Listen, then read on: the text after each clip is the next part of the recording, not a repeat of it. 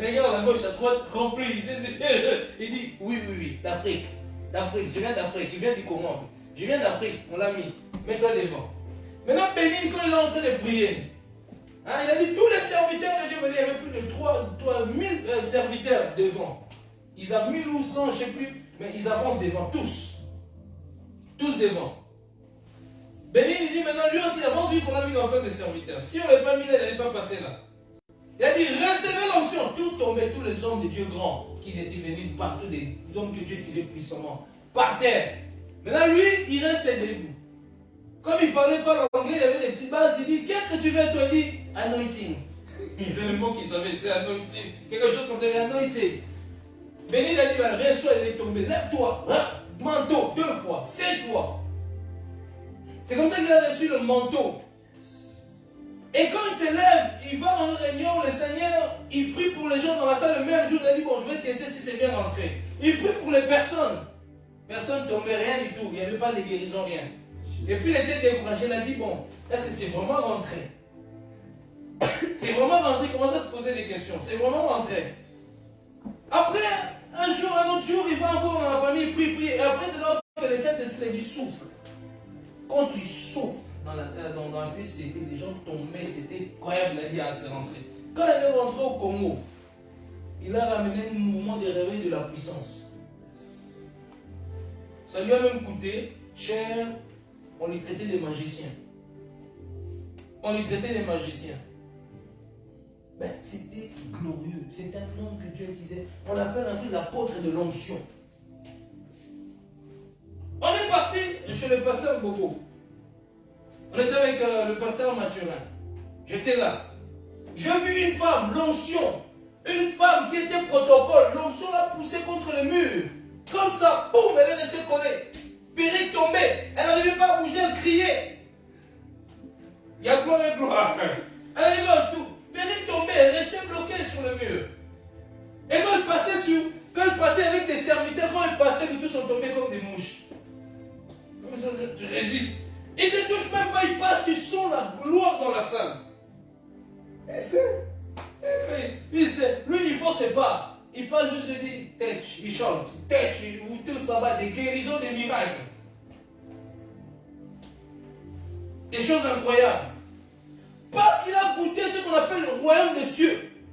Quand tu goûtes au royaume des cieux, tu rêves, quand tu rêves en toi le royaume des cieux, tout autour de toi change. Ta manière de travailler, ta manière d'opérer, ta manière d'agir change. Tu ne peux pas goûter au royaume des cieux et tu restes la même chose. Tu ne peux pas goûter au royaume des cieux, tu restes toujours la même chose, la même chose, la même chose. Où les cafards te montent dessus tous les jours. Où les fourmis dansent sur toi la nuit. Où les petits chiens qui vont sourire la nuit. Qui vont jouer avec ta barbe. Ils jouent avec ta barbe et puis tu dis, pasteur, pourquoi le sourire est en train de toucher ma barbe? Mais non! Ils ne peuvent même pas rentrer dans ton atmosphère. Ton atmosphère devient électrique.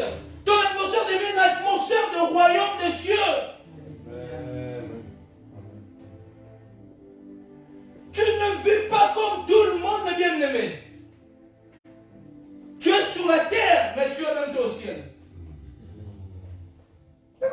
Tu es sur la terre, en même temps tu es au ciel. Tu marches par la foi. Tu fais des choses par la foi.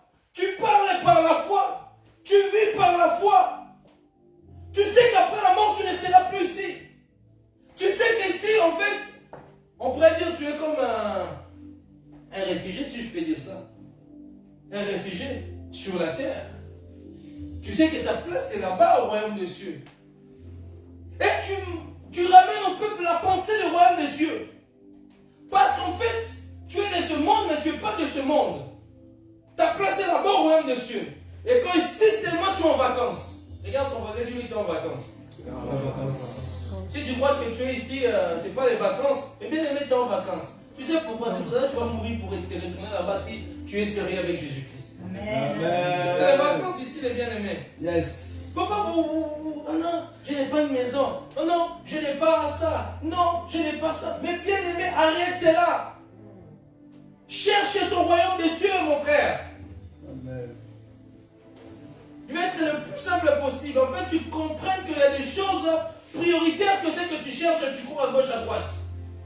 Tu vois, il y en a qui sont morts même, qui sont morts n'ont même pas vu, et tout ce qu'ils avaient envie de faire. Est-ce que quelqu'un est là? Est-ce que quelqu'un comprend? Quelles sont les choses qui empêchent les gens à chercher le royaume des cieux? Quelles sont, je vais citer quelques points, quelles sont les choses qui empêchent les gens à chercher le royaume des cieux? Premièrement, c'est le péché. Le péché. La Bible dit par un seul homme, le péché est entré dans le monde, ainsi que la mort. Ainsi que la mort. Psaume 51, 34. Psaume chapitre 51, 34. Psaume chapitre 51. 51.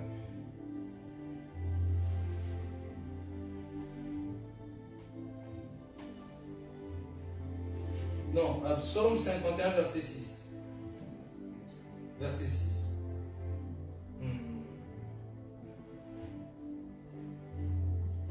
Psaume 50, non, c'est Psaume 52, verset 6.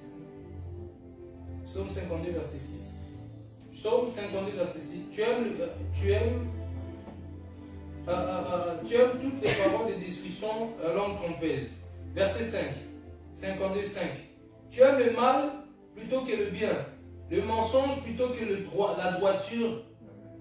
Hein? Tu aimes le mal plutôt que le bien, le mensonge plutôt que la droiture. Le mensonge est un péché. Mentir pour rien, c'est un péché. Il y a des gens, leur destinée a été bloquée parce qu'ils sont devenus des menteurs spécialistes. Je vous parle, moi-même dans le monde, on m'appelait, même moi, mon cousin, Christian, mon cousin, on nous appelait des mythos professionnels. Quand quelqu'un me mange, je mange, je dis seulement ok. J'ai tenté pour rien. Ben, vous étiez où? On était à Miami avec le groupe de danse. Ben, on était à Bruxelles.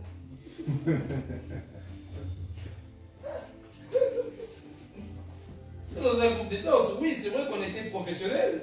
Mais j'ai jamais vu Miami. Hein, j'étais chez moi, à la maison, en train de dormir. Hein, surtout quand tu croises des filles. C'est toujours là, c'est là qu'on ment encore plus. C'est bizarre quand même. Quand tu trouves des filles, surtout quand tu aimes ces filles-là, c'est là que les mensonges augmentent encore un niveau. Pour impressionner, je ne sais pas qu'est-ce qu'on a impressionné les gens. Amen. On ment pour rien, tu mens pour tout. On te dit, il y a des gens mentir, ça devient comme manger la salade. C'est pour cela que beaucoup de destinées des gens, vous savez, hein, tu peux avoir la gloire, tu peux avoir l'onction. S'il y a encore le mensonge de certains péchés, tu resteras des années, tu vois, les gens viennent, ils avancent, Dieu les élève, les promesses accomplies, mais toi.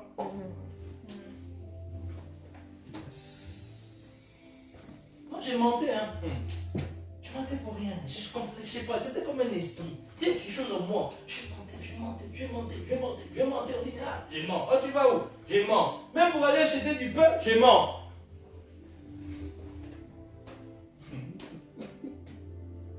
C'est pour cela, quand tu es dans des péchés, il faut apprendre à avouer tes transgressions. Si tu n'avoues pas, tu ne vas pas prospérer. Yes. Tu ne prospères pas. Ce qui va te libérer, c'est que, j'avoue, je reconnais que je suis orgueilleux. Je reconnais que je suis un menteur. Tu prends un frère à côté, tu dis, je reconnais, aide-moi. Tu vas voir que Dieu va commencer à faire un travail en toi. Le problème aussi, on a aussi des frères qui parlent beaucoup dans les églises. Tu vas dire ton problème, il va commencer à dire ça à tout le monde. C'est pour cela aussi dans les églises, les gens ne veulent plus confesser.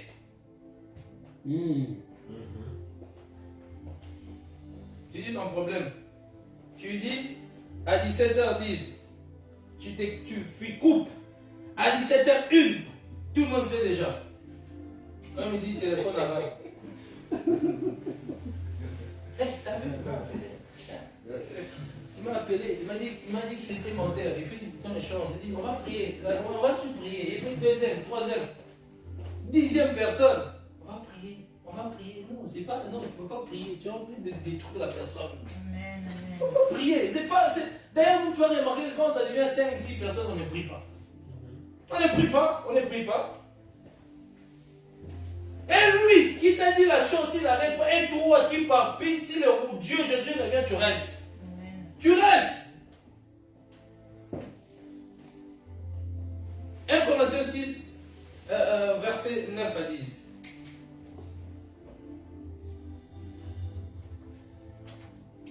chapitre 6, verset.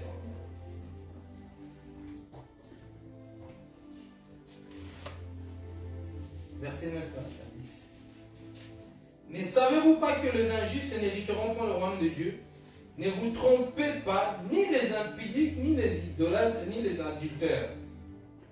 Tous ces points-là cités, que ce soit les adultères, que ce soit les idolâtres, que ce soit les impudiques, c'est des personnes qui ne pourront pas voir le royaume des cieux. Hein? Moi, je vais rajouter encore plus des masturbateurs. Je vais rajouter dans ces passages le masturbateur. Tu te masturbes jusqu'à fatiguer. Ah Seigneur, que le Seigneur aide. Tu te masturbes, pour toi la masturbation est devenue comme, hein, on va te donner un trophée. Il y a des choses qu'il faut arrêter. Tu es chrétien 6 ans, toujours dans la masturbation. Et puis on dit lever les mains pures. Toi tu nous pollues avec tes mains. Il faut changer ça. Amen. Tu sais que c'est mauvais, tu continues. Quand tu arrives, tu as des désirs. Sors dehors. Sors dehors, va faire un tour. On se masturbe. Surtout les GSM. Les GSM est très dangereux pour certaines personnes. Il y a des frères, ceux qui ouvrent les GSM, il y a des photos là, il faut checker. Il y a des frères, si on ouvre les GSM, qu'est-ce qu'on peut voir là-dedans? Qu'est-ce qu'on peut voir là? Qu'est-ce que tu regardes? Et puis quand tu vois des frères, tu parce que tu termines le savon de ta maman à la maison. Maman gaspille beaucoup d'argent pour toi. Et bien aimé, il faut se repentir. Le roi monsieur est proche. Amen. Il faut se repentir. C'est pas un jeu. Je vais regarder encore une fois la pornographie. Je vais regarder encore une fois la pornographie. Encore dernière fois, Seigneur, pardonne-moi. Mais la chair est faible, l'esprit est disposé. Hypocrite, tu sais que ce que tu fais, c'est pas bien. Il faut que tu arrêtes. Amen. Quand Jésus viendra, s'il t'attrape, toi tu as fait les tours des salons. Si Jésus arrive, malheur qui t'est. Je prie qu'il ne te trouve pas pendant que tu es en train de te masturber. Parce que la Bible dit qu'il vient comme un voleur ne prévient pas. Jésus va débarquer comme ça. Ah, je suis désolé. C'était ma dernière fois. Jésus t'a dit, bon, reste. On t'a parlé, on t'a enseigné, on t'a parlé. Les convoiteurs n'hériteront pas le royaume des cieux. Tu ne peux pas, toi tu ne peux pas voir un homme, toi tu ne peux pas voir une femme. Dès que tu vois une femme, tes yeux deviennent comme des ampoules, des BM, si c'est VW, tu es là, gauche à droite, gauche à droite, gauche à droite. Tu regardes chrétien, tu regardes même les mondains. Les mondains même des fois ne te regardent pas. Les mondains même, ils ont même plus je dirais même, c'est comme s'ils ont plus de conscience que toi. Tu regardes même les filles mondaines, tu regardes les hommes mondains. Hey, bon, comme un jour, j'avais déjà expliqué ça, on va évangéliser une soeur, commence à crier dans la rue, et crie, c'est mon mari. Il me montre un païen, il crie, c'est mon mari, Dieu m'avait dit, c'est lui, c'est lui. Et puis la frère a dit, esprit de piton. Elle dit, esprit de piton. Comment le gars là, il te connaît même pas, il est dans le monde, c'est mon mari. Arrête-moi ça.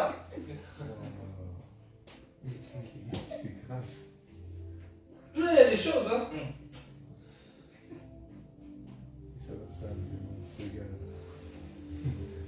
C'est grave, les choses qui se passent.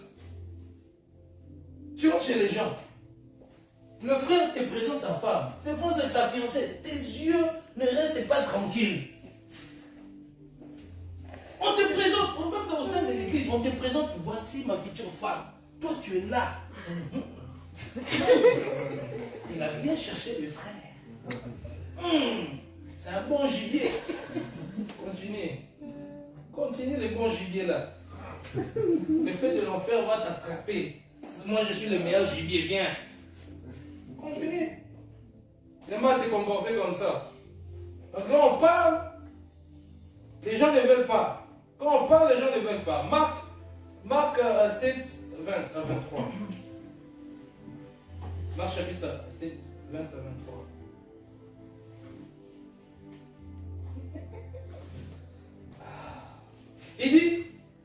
Il dit encore, ceux qui sortent de l'homme, c'est ce qui suit l'homme. Car c'est c'est du cœur des hommes que sortent les mauvaises pensées, les adultères, les impudicités, le meurtre, le vol, la cupidité, la méchanceté, la fraude, le dérèglement, le regard envieux, la calomnie, l'orgueil, la folie. Toutes ces choses mauvaises sortent du dedans et souillent l'homme. Voilà ce que la Bible nous dit, c'est dans le cœur toutes ces choses-là qui va te faire rater le royaume des cieux. Tu envies les personnes. La personne en train d'avancer dans la vie, toi tu vas dire il est dans l'occultisme. Mais qui t'a dit?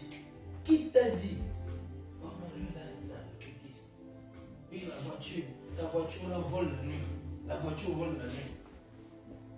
Sa voiture vole, c'est un sorcier. Est-ce que tu volais avec lui la nuit? Est-ce que pendant qu'il vole la nuit, tu touchais, tu volais avec lui, tu tenais sa robe? Oh lui, non. On envie les personnes. Les meurtres, l'adultère, la convoitise, le vol. On a des chrétiens voleurs, on a des chrétiens des pickpockets. Des chrétiens qui sont en train de chercher comment voler l'argent dans l'église. À l'église, de fois, ils sont chrétiens, dehors, c'est des grands voleurs. Les gens savent que lui, là, c'est un voleur professionnel. Il a les doigts magiques. Il sait comment mettre les doigts dans la poche pour te voler l'argent. Quand il rentre chez toi, il commence déjà à observer où ça se trouve, ça. Il a un scanner. Lui, il scanne même au-delà de ta chambre. Tu es au salon, mais il voit déjà au-delà. Il a développé une capacité de vol. Les chrétiens qui volent des offrandes. Quand ils rentrent, voler les offrandes, c'est quoi? Le fait que tu convoites qu'il y a des offrandes, tu dis, il y a beaucoup. Hein. Tu as péché. Tu as péché. C'est la convoite, c'est pas d'abord de prendre, c'est le fait que tu as désiré dans ton cœur. Tu as péché. Il y a beaucoup de voleurs dans les églises. Tu as péché. On vole. Le voleur. Deuxième point, les inquiétudes de la vie. Philippiens 4:7. Philippiens chapitre 4:7. Philippiens chapitre 4:7.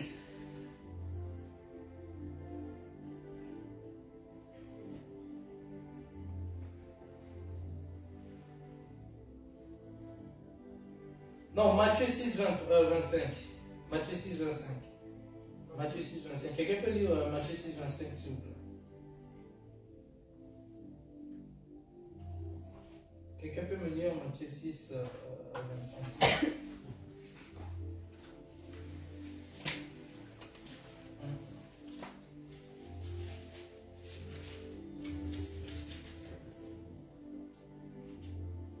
Matthieu 6:25. C'est pourquoi je vous dis, ne vous inquiétez pas pour votre vie, de ce que vous mangerez, ni pour votre corps, de quoi vous serez vêtu. La vie n'est-elle pas plus que la nourriture, et le corps plus que le vêtement? Amen. Amen. Amen, donc ne vous inquiétez de rien. Et Philippiens 4:6 dit, ne vous inquiétez de rien, mais en toute chose, faites connaître vos besoins à Dieu par des prières, des supplications avec des actions de grâce. Donc la Bible te dit que là on est en quête de rien. Hein? Le problème c'est qu'il fait que tu rateras le royaume des cieux si tu te réveilles par des inquiétudes dans ton cœur. Qu'est-ce que je vais manger? Qu'est-ce que je vais boire? Je ne me suis pas encore marié. Comment je vais m'habiller? Qu'est-ce que je vais faire l'année prochaine? Tu commences à stresser comme le mondain. C'est pour ça la Bible dit, cherchez d'abord le royaume des cieux et sa justice. Le reste sera donné par-dessus tout. D'abord, la condition première, c'est de chercher le royaume des cieux. La Bible te prouve de ne pas t'inquiéter. Dieu, c'est qui pourvoit à tes besoins. Quelqu'un est millionnaire, bénis le Seigneur. Ne commence pas à t'inquiéter, à jalouser. Bénis le Seigneur. Quelqu'un dans l'église, Dieu l'a béni, il a une belle voiture, sois dans la joie. Sois dans la joie. Oh, Dieu est content parce que la bénédiction là aussi, ça te bénit aussi. Le fait que, dans notre camp aussi, il y a des millionnaires. Pas seulement chez les occultistes. Faut être dans la joie, il faut être fier. Amen. Papa, non. Oui, c'est pas beaucoup qu'il a. Oui, c'est vrai que ça a été riche. Moi j'ai pris beaucoup. Je donne des offrandes. je suis dans la dîme, je fais ça. Tu commences à chercher des choses. Arrêtez ça. Arrêtez ça. Ce n'est pas le caractère d'un enfant de Dieu. Ah non, comment? Je dis ici, je dis exemple, je dis l'homme de Dieu sert, viens ici, prophétise. Ou l'homme de Dieu sert, fait ça. Tu dis, pourquoi seulement le prophète qui prend toujours les frères? Pourquoi seulement le prophète prend toujours la sœur? Pourquoi seulement le prophète prend toujours le frère là-bas? Pourquoi? Ça crée quelque chose dans le cœur. On est emprisonné, on commence à jalouser. C'est pour ça que dans certains pays, on empoisonne. Surtout chez nous au Congo, c'est comme ça qu'on empoisonne les personnes. À cause de la jalousie. À cause des inquiétudes. Ça t'amène à jalouser les autres. Cherche d'abord le royaume des cieux. Et quand tu vas chercher le royaume des cieux, tu vas remarquer que Dieu va commencer à t'ouvrir des choses. Des choses sont simples. Dieu veut juste que tu t'accroches à lui, tu cherches son royaume. Et les choses vont s'ouvrir dans ta vie. Si tu es là toujours en train de te poser des questions, de plus en plus tu t'inquiètes des choses, de plus en plus des choses. Dieu, moi j'aime avec Dieu, c'est ça avec Dieu. Et puis tu t'inquiètes de plus en plus. Tu crois que si tu pleures à la maison, que Dieu va changer les choses? Seigneur, tu n'es pas la farine. Seigneur, je n'ai pas l'huile. Seigneur, je n'ai pas ça. Seigneur, je n'ai pas ça. Dieu te regarde et regarde-moi encore ces bébés. Il n'a encore rien compris. Il te regarde, Dieu, mais juste Dieu, il te regarde. Ah non, non, non. Tu commences à pleurer. Tu crois que, moi je ne comprends pas des chrétiens. C'est pas parce que tu pleures dans ton intimité, parce qu'il te manque quelque chose que Dieu va le faire. Dieu ne veut pas des pleurnicheurs. Dieu veut des hommes et des femmes de foi. Amen. Qui a rien, il met la main au frigo, il prie. Il y a un homme là en Afrique. Il n'avait rien avec son enfant. Son enfant avait 7 ans. Toute la journée, il n'avait rien. Son enfant dit, papa, j'ai faim, je dois manger. Ils étaient là. Il a dit, bon. Il a dit, va mettre de l'eau. Il a dit, va mettre de l'eau. Il prend la casserole, il met de l'eau, il allume le charbon, ça cuit pendant 1 heure. Ça cuit pendant 2 heures. Lui, et puis il a mis des, qu'on appelle des pierres dedans. Il a fermé. Il a mis des pierres dedans, il a fermé. Il a dit, Seigneur, fais un miracle aujourd'hui, on va manger. Amen. De l'eau en train de bouillir. Il a mis beaucoup d'eau en train de bouillir avec des pierres. L'enfant était à côté, il pensait que c'était la nourriture. Priez. 1 heure, l'eau bouillait. 2 heures, il a mis votre les grandes, en Afrique, on a les qu'on appelle les marmites là, les casseroles là très grands. 3 heures, 4 heures, il priait. L'enfant disait, papa je faim. Un monsieur s'arrête avec un Mercedes. Descend. Et puis sort de la voiture. Il dit, c'est vous? Le Seigneur m'a envoyé chez vous. Il dit, viens. Il a sorti, il a préparé la nourriture, plusieurs nourritures préparées déjà, des sacs de riz, des choses qu'il a préparées lui-même. Il dit, prends, le Seigneur va lui te donner ça. Il a fait une enveloppe, beaucoup d'argent lui a donné. Parce que quand l'enfant a pleuré, il ne s'est pas inquiété. Il sait que mon père est dans le royaume des cieux, c'est là où je vais, il va pouvoir. La banque céleste se trouve au ciel. Nous avons notre banque céleste au ciel. Nous avons notre banque céleste au ciel.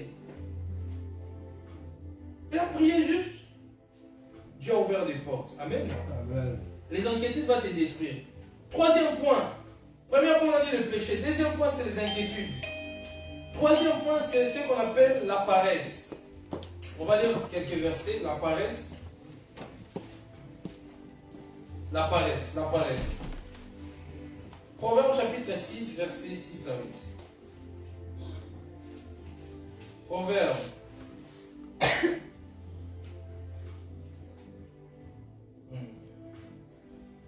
Chapitre 6, versets 6 à 8. Va vers les fourmis, paresseux, considère ses voies et devient sage.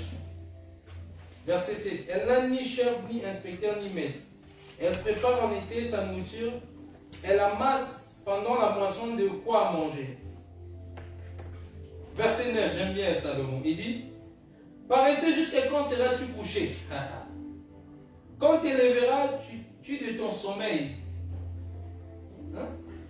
Un peu de sommeil, un peu d'assoupissement, un peu de croisée. Le même pour dormir. Et la pauvreté te surprendra comme un rôdeur et la disée comme un homme en armes. Amen. On va prendre encore Proverbe 21, 25. Quelqu'un peut prendre Proverbe 21, 25. Quelqu'un d'autre peut prendre Proverbe 6. Non, ça on a déjà dit. Proverbe 20 à 13. Proverbe 21, 25. Et Proverbe 20, 13.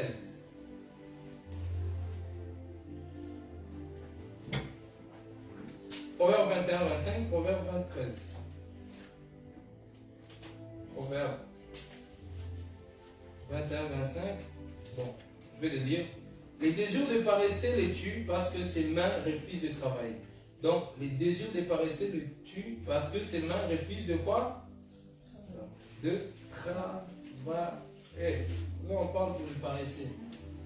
Verset, Proverbe 20, 13. Là, c'était 20, 25. Les désirs du paresseux le tuent parce que ses mains refusent de travailler. C'est 21, 25. Donc ça c'est 21, 25. Maintenant Proverbe 20, 13. Proverbe 20, 13. N'aime pas le sommeil de peur que tu ne deviens pauvre. Répète. N'aime pas le sommeil de peur que tu ne deviennes pauvre. Cette parole est pour quelqu'un ici. Ouvre les yeux, tu seras rassasié de peur. Amen. Amen. Hein? N'aime pas le sommeil. De N'aime peur pas de peur. que tu ne deviennes pauvre. Donc, Salomon dit, toi qui es paresseux, hein? Ça c'est, je parle des points qui vont te faire rentrer le royaume dessus. J'ai parlé du péché, j'ai parlé de l'inquiétude. Troisième point, je suis en train de parler de la paresse. La paresse est en train de détruire beaucoup de chrétiens. C'est comme un esprit qui est rentré dans l'église. C'est comme un mouvement spirituel qui assoupit tous les gens, les enfants de Dieu. Regardons aujourd'hui. C'est toujours des païens qui bâtissent des choses, nous on va travailler. Parce que nous, on est là en train de parler là matin, midi, soir. Mais le païen, lui, il se lève, il commence à construire le tour de Babel. Il commence à construire des entreprises. Il commence à construire des choses. Mais toi, même l'école même, depuis que tu as fui l'école, hein, tu es jeune, tu as 21 ans, tu as 20 ans, tu as 22 ans, mais l'école ça n'existe pas dans ta tête. Non, non, bon, si tu as fait l'école, travaille au moins, non. Moi, Dieu m'a appelé à voyager dans les nations. Moi, j'ai reçu la révélation de commencer à prêcher des guérisons de miracles. On se cache derrière ce que Dieu t'a dit qui va s'accomplir dans 20 ans. Moi, Dieu m'a dit, quand tu ouvres le frigo, rien. Tu commences à mener à escroquer les frères à l'église. Frère, t'as pas 20 balles. Frère, t'as pas 10 euros. Frère, t'as pas 5 euros. Le frère en a marre même de te prêter. Il arrive au bout. Il dit, frère, t'exagères. Et puis tu dis, même pas, il ne montre pas l'amour du Christ. Mais qui t'a dit de ne pas aller travailler? Qui t'a dit de ne pas étudier? Tu mets le problème. Je comprends quelqu'un qui n'a rien. Je comprends quelqu'un qui n'a pas de problème de dossier. Je comprends, mais toi, tu as des dossiers belges. Tu as les papiers belges. Mais qu'est-ce que tu fais à dormir? À moins que Dieu lui-même te dise, reste à la maison. À moins que Dieu lui-même te dise, reste à la maison. Tu es paresseux. Ça c'est des points qui vont te faire rater le royaume des cieux. Tu dors. La Bible dit, paresseux, observe les fourmis. Regarde les fourmis. Les fourmis n'ont pas de chef, les fourmis n'ont pas de maître, mais ils travaillent. Mais toi, Dieu m'a dit, je vais impacter les nations. Et Dieu t'a dit, c'est pour 10 ans. Dans 10 ans, entre-temps, qu'est-ce que tu fais?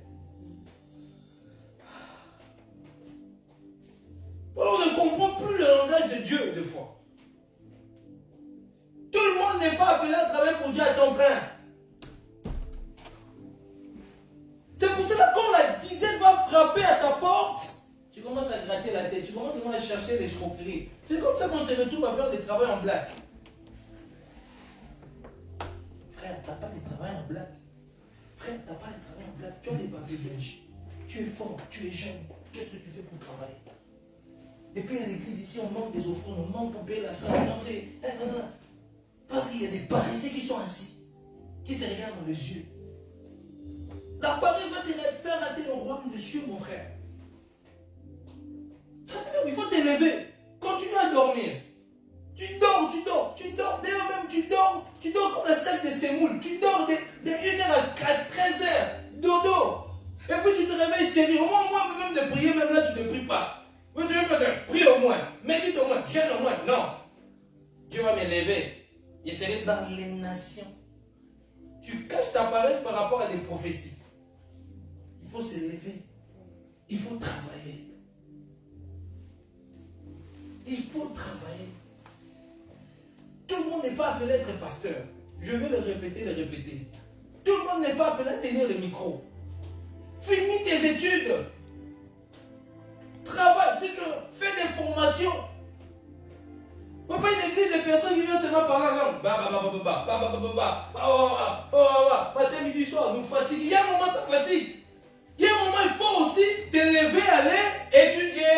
Amen. Après l'étude, on a que lundi dimanche. Qu'est-ce que tu fais la semaine? Dis-moi, qu'est-ce que tu fais la semaine? À moins que Dieu t'a vraiment parlé clairement. On comprend. Reste pris. Par moi, l'onction, tu as une mission.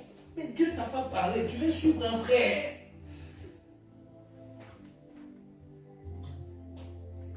La paresse va te faire rater le royaume des cieux. Dieu déteste le paresseux. Dieu n'est pas paresseux. Il a commencé à créer, il a montré l'exemple. Dieu a travaillé. Il s'est reposé le 7e jour. Mais Dieu a travaillé, mais toi qui es-tu pour ne pas bouger, pour ne pas travailler? Les paresseux, ça se voit. Même dans l'église, ils n'arrangent pas les chaises. Ils sont carrés. Et même à l'église, rien. Ils sont les premiers à critiquer. Oh, les chaises sont mal mises. Oh, il manque des lampes. Ah, il manque comme ça. Ah non, il manque des chairs. Ah, regarde l'église comment c'est. Regarde là. Ah, comment on ne mange pas bien l'église. L'église, il n'y a pas de tapis. On a froid. Et trop d'amen. Les paresseux ont trop d'amen. Trop d'amen. Quelqu'un dit qu'ils ont remplacé des offrandes par des amen. Il faut qu'on vous dise des vérités, certaines vérités. Ils ont remplacé les offrandes par les amen. Avance, homme de Dieu! La salle ne se paiera pas en avançant. Alléluia. Quand on sera dehors, on va avancer dans le froid. On va avancer dans le froid. C'est là où maintenant tout le monde va commencer à fuir. Oh, bien aimé, il y a un moment, si les paresseux, il faut des paresseux. Je prie, je déclare que si tu es paresseux dans ces lieux, que l'esprit des paresseux te quitte, que tu trouves un travail. Amen. Parce que là, on vient avoir une grande salle. L'église a qu'on va avoir une grande salle. Ouais, si tu ne bouges pas, comment on va avoir une grande salle? Tu vas être dans le confort, tu vois comment on est serré. Comment, en plus, tout le monde n'est pas là. Comment on est serré ici? En plus, quand on est dimanche, il y a des enfants. Il faut se réveiller. Soit tu étudies, soit tu travailles. À moins que Dieu t'indique, tu sais, tu dois rester à temps plein pour lui. À moins que tu déposes des CV, tu n'arrives pas à trouver un travail, tu viens, je vais prier pour toi. Tu viens avec ton CV, je prie pour toi, tu vas te donner un travail. Comme ça, quand on dit, bon, vous allez savoir, les païens vous posent des questions, vous toujours prier, est-ce que tu travailles? Tu pourrais dire, oui, je travaille. Oui, je ne prie pas seulement. Oui, j'ai mon diplôme. Oui, j'étudie. Oui, j'ai fait l'université. Oui, j'ai fait une formation. Oui, je fais ça. Mais là, est-ce que toi, tu veux croire en Jésus-Christ? Moi, je fais tout ce que tu fais. Maintenant, ce qui te manque, c'est le royaume des cieux. La paresse. Ce qui tue les paresseux, c'est le téléphone aussi. La distraction de la télé, PlayStation. Et parce que nous, à l'époque, on était paresseux. On squattait chez maman. Maman était fatiguée de moi. Il sait qu'à 13h, lui va sortir seulement pour aller danser. Pour aller donner des cours. Donc moi, je dormais. Ah, Dieu change. Je dormais. Je dors de minuit, je me réveille à 14h, je sais que je vais aller donner cours à 17h. Dodo! Maman est là. Il dit, bon, ici, un fils comme ça, il ne bouge pas. Même des jobs, il ne fait pas. Il fait que finir le foufou à la maison. Il fait que finir le foufou à la maison ici. ça n'est pas. Quand tu vas danser, même si tu étais pro, mais on te donne quoi? Rien du tout en Belgique. Tu ne gagnes pas grand-chose avec ça. Donc ça veut dire quoi? La nuit, tu dois retourner dans la même chambre chez tes parents. Un paresseux n'y va pas loin. Un paresseux ne va pas loin. Il a trop de désirs. Les paresseux ont trop de désirs dans le cœur. Moi, je vais devenir. Moi, je vais faire. Depuis que tu as commencé, on t'a connu en 2001. En 2001, en 2023, tu as toujours les mêmes paroles, mais tu n'as rien fait de tout ce que tu as dit. Mais les gens qui ne sont pas paresseux, c'est qu'il dit, il va le faire. Il va le faire. Refuser, c'est un péché d'être paresseux. La paresse, c'est un péché. Tu vas rater le royaume des cieux comme ça.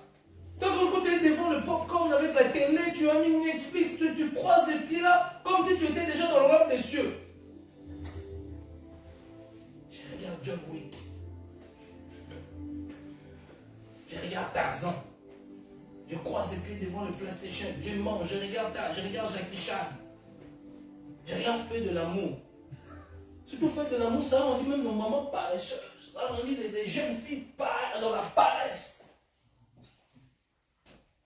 Mais changeons ça, mes bien-aimés. Et aujourd'hui, je vais vous parler terre à terre simple. Que tu comprennes que ça, c'est le point qui va te faire rater le royaume des cieux. Dieu ne déteste les paresseux. Dans le royaume des cieux, il n'y a pas de paresseux. Même les anges travaillent. Amen. Les anges, c'est des bosseurs. Jésus, c'était un bosseur. Jésus, il priait toute la nuit, puis il venait travailler. Il gagnait des âmes. Donc, qu'est-ce que tu fais? D'ailleurs, même, tu dis, bon, si tu me dis que Dieu t'appelle à bouger le monde, là, tu ne travailles pas, mais va gagner des âmes pour l'église. Passe ton temps à aller chercher des âmes pour l'église. Au moins ça, on pourra dire qu'elle travaille. Va chercher des âmes pour l'église, va évangéliser, va prier pour des malades, va visiter les personnes, va suivre des âmes. Je refuse dans l'armée céleste, il y a des paresseux. Nous refusons ça dans le nom de Jésus-Christ. Amen. Il y a des millionnaires qui vont sortir ici. Il y a des milliardaires qui vont sortir ici. Il y a des chefs d'entreprise. Il y a des personnes qui vont étudier, qui vont aller très loin dans les études. Il y aura des gouverneurs dans ces lieux. Dans le nom puissant de Jésus-Christ. Tout est pareil, je chasse dans le nom puissant de Jésus-Christ. Cinquième point. C'est ce qui va te faire rater même le royaume des cieux, c'est le manque de temps à Dieu. Ça c'est quatrième point. Merci. Quatrième point. Quatrième point. Manque de temps à Dieu. Ecclésias chapitre 3, verset 1 à 7. Quelqu'un peut le lire? Ecclésias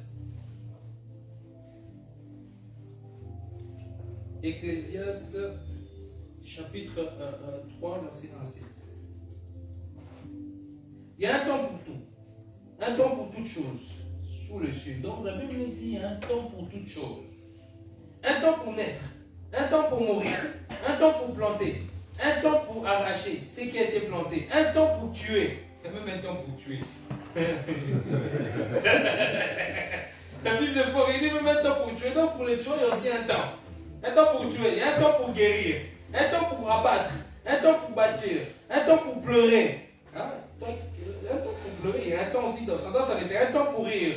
Un temps pour se lamenter. Un temps pour danser. Un temps pour lancer des pierres. Un temps pour ramasser des pierres, un temps pour embrasser, un temps pour s'éloigner des embrassements, un temps pour chercher, un temps pour perdre, un temps pour garder, un temps pour jeter, un temps pour déchirer, un temps pour coudre, un temps pour se taire. Ça c'est très important ça. Un temps pour se taire, un temps pour parler. Donc il y a un temps pour se taire. Ta langue là, un temps pour parler, on doit coudre ça. Il y a aussi un temps pour ça.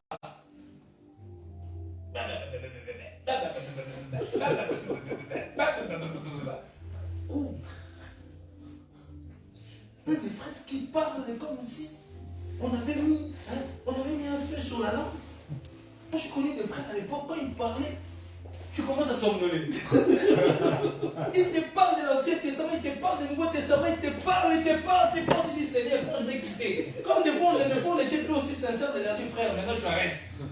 J'avais un frère, lui, il était très clair. Nous, on était là, on voulait chercher comment s'échapper, comment faire. Je dis,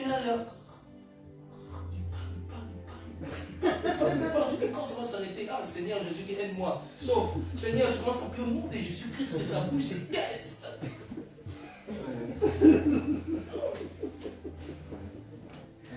Et puis quand le frère va dire, bon, je vais aller chercher à boire. Et puis tout le monde dit, ah, parce que t'as trop parlé. Il faut boire. Tout le monde commence à fuir. Je vais rentrer chez moi. Oh, bien aimé, il y a un temps pour cette heure. Il y a un temps pour prendre le temps pour Dieu. Qu'est-ce que tu fais de ton temps? Déjà pour venir à l'église, c'est compliqué pour toi. Tous les jours, le lundi au vendredi, tu cours pour aller au travail. Mais 2 jours pour revenir à l'église, ça devient trop. 4 heures, tu commences à réfléchir, gratter la tête. 8 heures au travail, tu es content. De lundi au vendredi, tu fais 8 heures, 8 heures, 8 heures. On ne se plaît pas. Mais quand il s'agit de l'église, on commence à chercher des excuses. Oh non, le culte commence à durer. 2 fois par jour. Toute la semaine, tu as attaqué. Les travail de lundi au vendredi, des fois, tu fais le week-end. De 8 heures. Donc, de 7 heures du matin à 15 heures. En plus, là, ce n'est pas l'atmosphère de Dieu. L'atmosphère satanique. On supporte. Mais là, l'atmosphère du Saint-Esprit, si tu n'arrives pas à supporter, ça veut dire qu'il y a un problème chez toi. Il y a un problème chez toi. Comment au travail tu peux supporter 8 heures du travail avec des atmosphères démoniaques, mais dans la présence de Dieu, tu commences déjà à te fatiguer? Je me pose des questions. Je me pose des questions. Quand c'est l'argent, on se réveille. Hein? Money. On est trop cupide. L'argent. Il s'agit de prier. 4 heures, c'est long. 4 heures, c'est long. On commence à se gratter la tête. Et Jésus, et quand il va finir, quand il va s'arrêter, je parle de quelqu'un ce soir. Quand il va s'arrêter, je suis fatigué. Ça veut dire que tu n'as pas encore appris à aimer Jésus. Quand on venait de nouveau, on avait envie de rester au culte. On avait envie de rester au culte. Même quand les cultes finissaient, on restait là de 4 à 5 heures. On avait juste que le prédicateur reprend encore là, le culte. Aujourd'hui, on a des chrétiens qui ne veulent plus avoir le temps pour Dieu. Trop de choses à faire, trop de choses. Chrétien, 1 mois, tu ne le vois pas à l'église. Il a disparu où? Maison, là-bas, vacances, sortie, il revient. Pasteur, quand j'étais en vacances, je fais un rêve. Les rêves que le fourmi m'a touché les yeux. Ça veut dire quoi, pasteur? Moi, je vais te dire, viens t'asseoir à l'église. Tu viens pas à l'église, mais tu viens m'embêter. Tu viens pas venir au culte. Pour grandir, mais tu viens m'embêter tout le temps. Après 1 mois, 2 mois, on ne veut même pas le temps pour Dieu. On n'aime plus le temps pour Dieu. Ça, c'est des points qui vont décourager le royaume des cieux. Tu as le temps pour le monde, mais tu n'as pas le temps pour Dieu. Tu es toujours pressé. Monsieur, madame pressé. L'homme d'affaires. Tu n'es même pas millionnaire. Tu n'as même pas des entreprises. Tu n'as même pas une voiture à 200 €. Vous me dites la vérité. Oui. J'ai pas le temps. Mais le temps là, j'ai pas le temps. Même si quelqu'un encore, on peut dire encore, bon, il a des entreprises, il a beaucoup des ouvriers à gérer. Mais tu as quel ouvrier t'as? C'est ta PlayStation à la maison. Les gens n'aiment plus Dieu. Et puis il dit, Seigneur, tu es l'amour de ma vie, hypocrite. Quel amour de ma vie? Tu n'arrives pas à lui donner le temps, tu vas dire, c'est l'amour de la vie. L'amour, quel amour de ta vie? Il faut arrêter ça, les bien-aimés. Je vois des aventures dans les églises. Des comédies dans les églises. Il vient en retard, il ne paye pas plus tôt. Ça se passe dans les églises. 2 heures de retard pour faire 1 heure de culte pour partir. On dit, ma soeur, mon frère, reste à l'agapé. Non, j'ai pas le temps. Mais sois là à l'heure aussi, pour partir plus tôt. En Belgique, ils font un réveil, un prophète David. En Belgique, ils font un réveil aussi au niveau de nos églises. Les gens aiment venir en retard. Ils aiment venir, les membres, ils aiment venir en retard. Je comprends aussi, il y a des contretemps, il y a ça. Regarde, lui, il vient de Côte d'Ivoire, le prophète David. Il m'a appelé, il vient d'atterrir. Il m'a dit, je viens. Ça, c'est l'amour de Dieu. Mais toi, tu vas dire, je viens encore Encore, je vais dormir. Il vient de Côte d'Ivoire. Il a atterri aujourd'hui. Aujourd'hui, bon, il m'a appelé, j'arrive. Mais Dieu, le royaume des cieux appartient aux violents. Amen. Il appartient aux violents. Ça n'appartient pas aux paresseux. Ça n'appartient pas à des gens qui n'aiment pas Christ. Hein? Il n'appartient pas à ces personnes-là. Prends tes biens, là, dit à l'homme riche, là. Prends tes biens. Qu'est-ce que je dois faire pour hériter quelque chose de royaume des cieux? Dit, prends tes biens, donne aux pauvres. Là, mon riche a touché la tête. Il s'est gratté la tête. Il ne voulait pas. Cherche des temps pour Dieu. Sois la personne qui est même prête à être là tôt à l'église. Cours. De même quand il est 7h, quand tu commences à 7h au travail. Moi, je vois des travailleurs, hein. Même certains chrétiens travaillent. Hein. Quand il est 6h58, il court même, il est stressé. Il a fait même se tomber, il court. Mais regarde comment on marche quand on vient à l'église. On est déjà 1 heure de retard.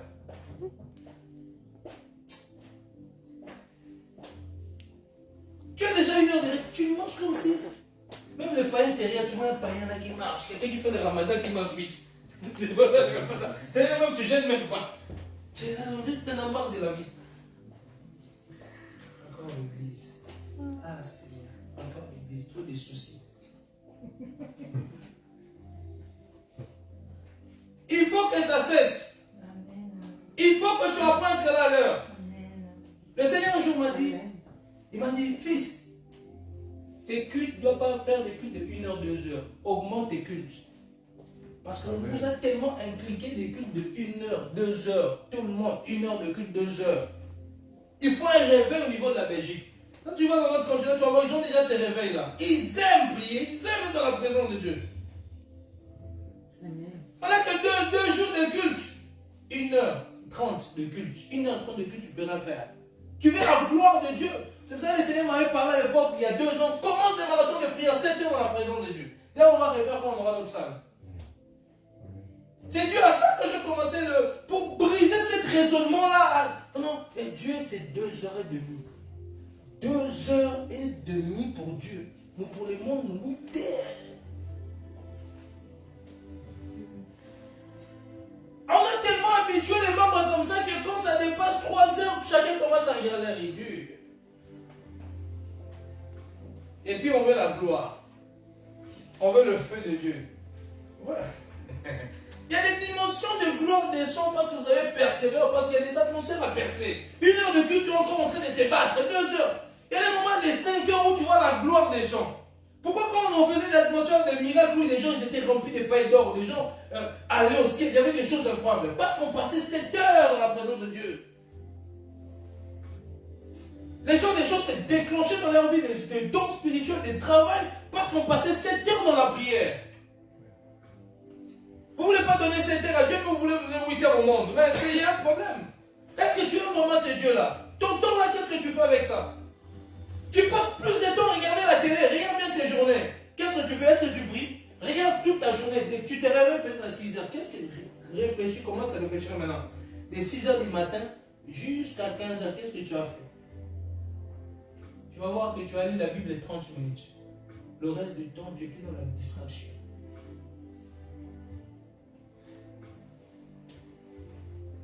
Et tu veux une grande place là-bas au ciel. Tu veux gouverner des vies. Parce que Dieu, selon ce qu'on a fait sur la terre, Dieu va nous donner des terrains, des villes à gouverner.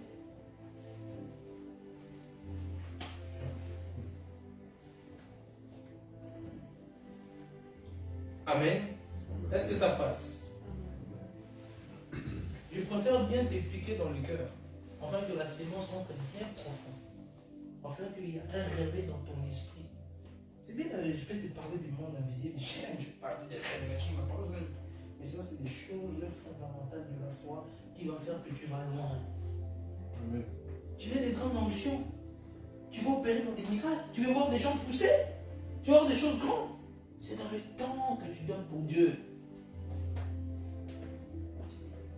Vous pensez quand je viens là, la jambe pousse ici là, vous pensez que je passe 10 minutes dans la prière?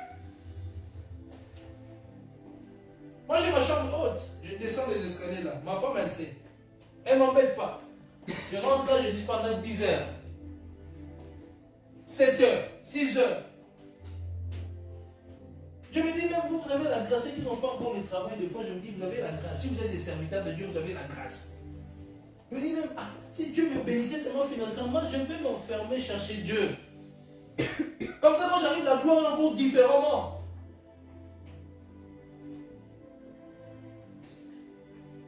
Non. Mais la grâce. Des fois, il y a des gens même. Tu as énormément de temps. Qu'est-ce que tu fais avec le temps que Dieu te donne? Qu'est-ce que tu fais avec ça?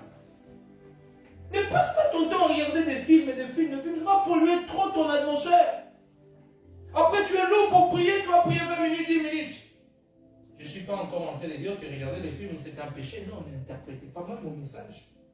Parce que quelqu'un va dire que, ah, il a dit que le film, c'est un péché. Ah, non, il ne peut pas regarder le film. Non, je ne suis pas là. Je vais vous dire que moi, des fois, je vais seul aussi. Des fois, tellement que trop prier, trop, j'ai envie un peu de me relaxer, je vais au cinéma. Des fois, je vais seul. Mais tu ne vas pas regarder aussi n'importe quoi. Des fois, je vais au bowling. Je vais jouer, je vais au bowling. Ça me fait du bien.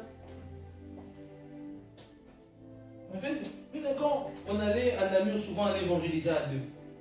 On a commencé, on est parti, on allait à Namur à deux, on prend sa voiture, on va à Namur. C'était le feu là-bas. Bouger la ville là-bas, c'était le feu. Ça me faisait du bien. Après, on mange ensemble, on était à deux, et puis une autre personne, on mangeait, on était bien. Ça fait du bien tout ça là. Le temps pour Dieu. Quel temps tu accordes pour Dieu? Tu veux voir des miracles, tu veux voir des signes, tu veux voir ça, tu veux prophétiser, comment il prophétise comme ça avec des détails. Tu veux voir ça, c'est des prix à payer, c'est le temps que tu donnes à Dieu. C'est pas tu te réveilles, tu commences. Oui, vous peut-être vous allez avoir la grâce parce que je vous perds ça automatiquement le manteau qui est sur moi. Je ne te pas si tu commences à dire de non. Parce que le manteau que je porte descend automatiquement sur mes fils. Maintenant, pour encore aller au-delà, tu dois prier beaucoup. C'est des clés simples. On ne se lève pas, on commence à dire bon, toi, viens, tu vas faire quoi? Tu vas manger ça. On ne se lève pas comme ça. Les prophètes David, les prophètes David sont levés comme ça, ils ont commencé à dire toi, tu as ça, tu as ça, tu as ça. Non, non, non, non, non.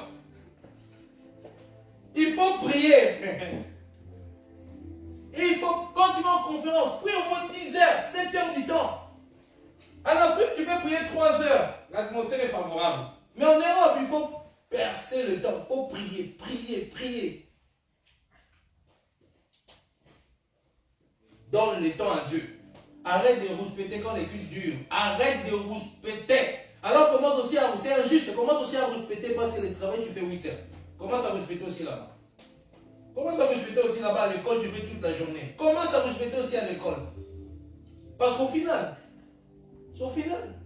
c'est en fait, au final, des fois les travails là même, tu finis les études, tu n'as même pas les travaux, on sait que tu as fait à l'université. Mais Dieu restera toujours là. Et d'ailleurs même la finalité c'est le ciel. Ce n'est pas avoir un diplôme, c'est bien, il faut avoir vos diplômes, mais la finalité c'est le royaume des cieux. Raison de plus que tu dois donner plus ton temps à Dieu qu'à autre chose. Ça est revêtu de l'onction du Saint-Esprit. C'est dans la prière, dans le temps que tu accordes à Dieu. Les chrétiens ne veulent plus accorder le temps à Dieu. Le chrétien veut accorder les choses dans la distraction. Distraction. Ils ne veulent plus travailler pour Dieu. Ils veulent travailler pour le monde. Ils ne veulent plus rien savoir de Dieu. Amen. Les avantages, maintenant on va passer les avantages quand tu cherches le royaume des cieux. Je vais parler des choses qui empêchent les gens à chercher le royaume des cieux. Maintenant je vais vous parler des avantages quand tu cherches le royaume des cieux. Les avantages quand tu cherches le royaume des cieux.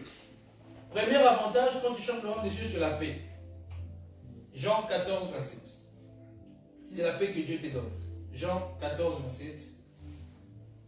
Jean chapitre 14, verset 27.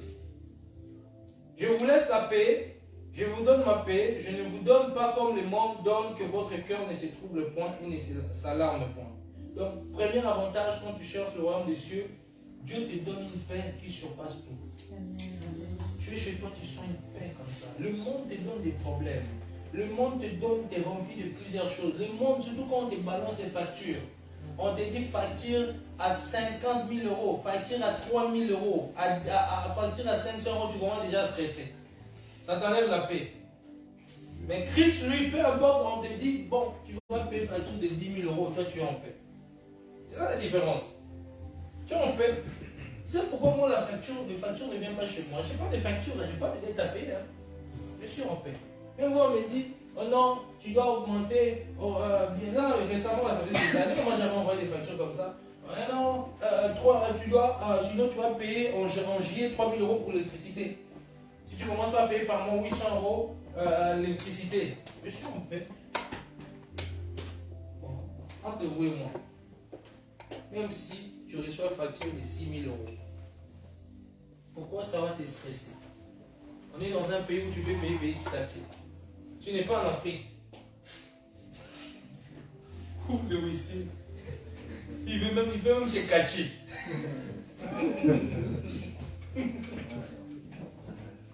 Pourquoi tu stresses? Sois calme. La paix. Le monde n'a pas la paix. Ils peuvent avoir des millions. D'ailleurs, même les stars là, ils n'ont pas la paix. Ils ont des millions, mais ils se droguent, ils se suicident.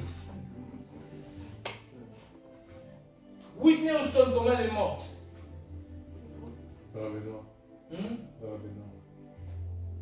Beaucoup de richesses et partout. Vous avez pensé que Michael Jackson il était en paix?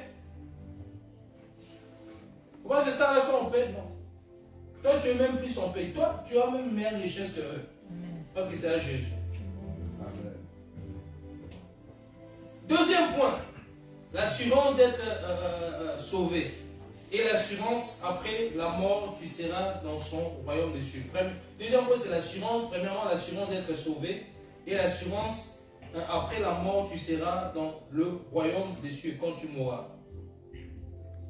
Actes chapitre 16, verset 31. Actes chapitre 16.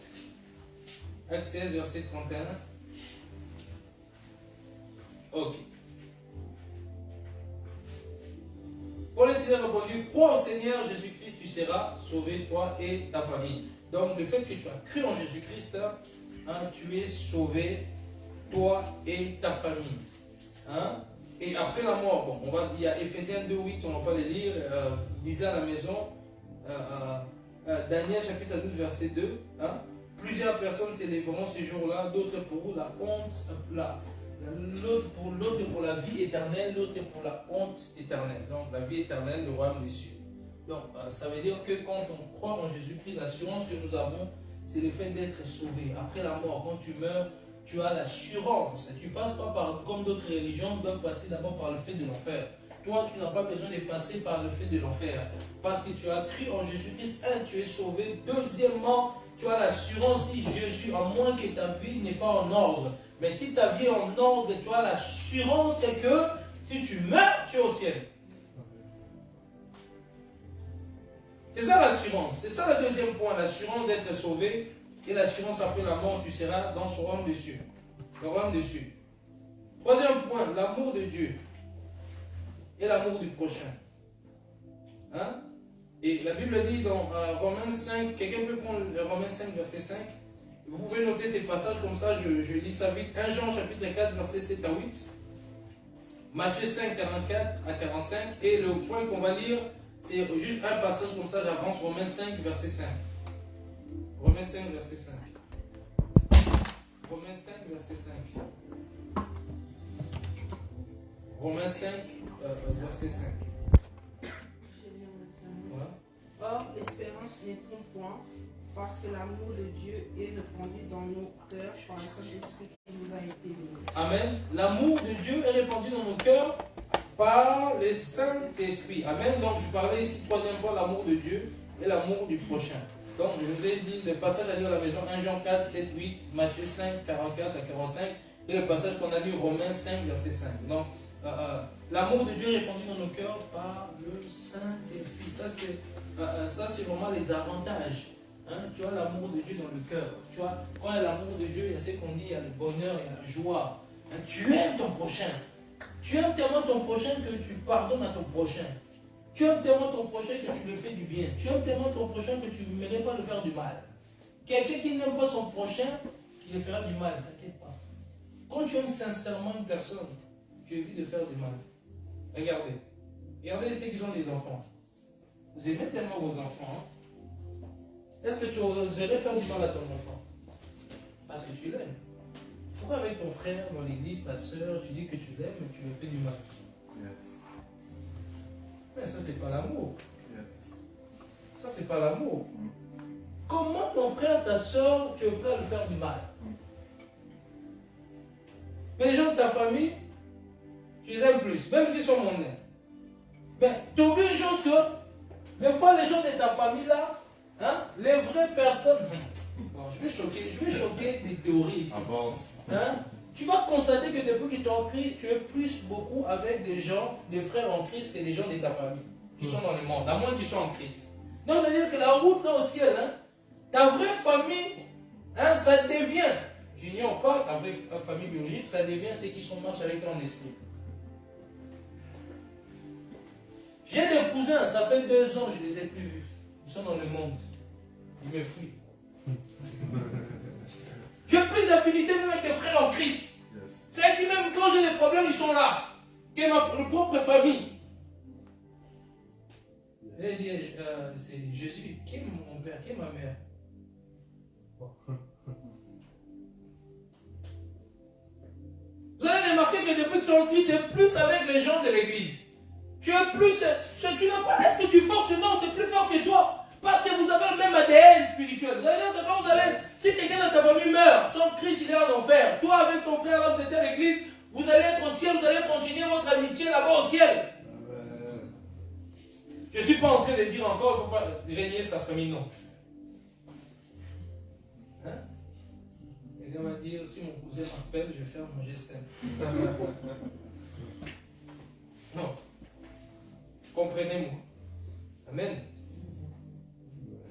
L'amour. Le christianisme est basé, hein, il y a l'amour. Tu ne peux pas être chrétien, tu ne manifestes pas l'amour de ton prochain. Ton prochain est dans la salle, qui a des problèmes d'argent. Toi, tu es là. Tu as l'argent dans la poche. Tu préfères manger un doro. Pourtant, chez toi, il y a beaucoup à manger.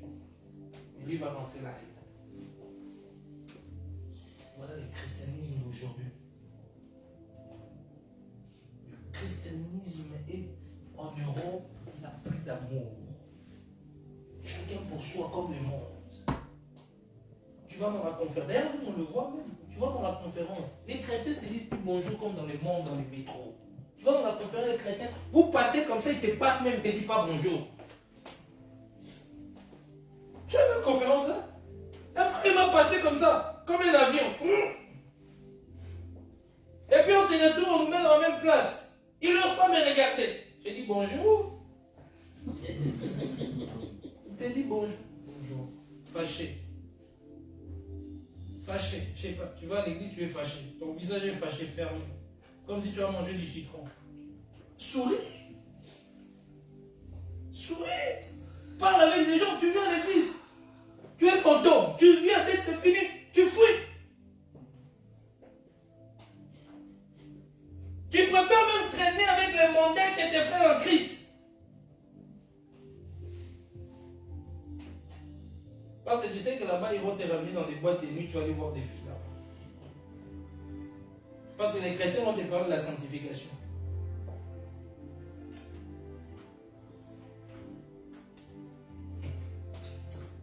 L'amour. Tu peux avoir le don de la prophétie. Tu peux avoir le don de miracle. Tu peux avoir la parole de la connaissance. Tu peux avoir la connaissance de la parole. La Bible dit, si tu n'as pas l'amour, tu es comme un airain qui résonne. Tu es comme un cymbale qui résonne. Yes. Tu peux me parler, tu es un bon français, tu as fait Harvard, tu es intelligent, tu es riche. Si tu n'as pas l'amour, tu es rien. Yes. Nada.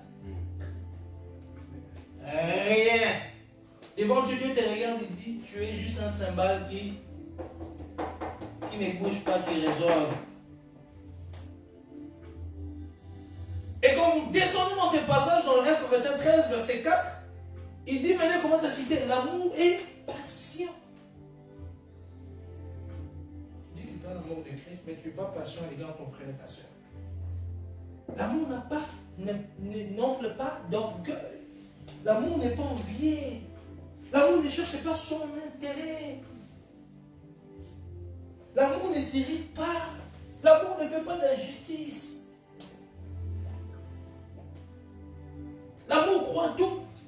L'amour ne soupçonne pas du mal. Tout toi, tu es devenu spécialiste depuis que tu as le don prophétique. Ça devient même des soupçons que le don prophétique. Regarde comment on est masque. Dieu m'a dit que cette sœur est dans la sorcellerie.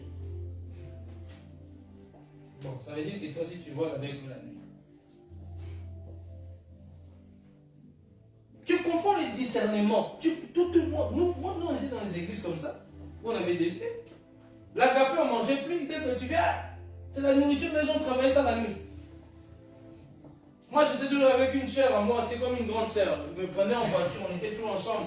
À l'époque, avec le pasteur Olivier, on était là-bas. Et qu'est-ce qui se passe? Ils ont dit que la voiture de la sœur elle aimait beaucoup Dieu. On a dit que c'est moi et la sœur, on volait la nuit avec la voiture. Dans la voiture, on volait la nuit. On était des sorciers.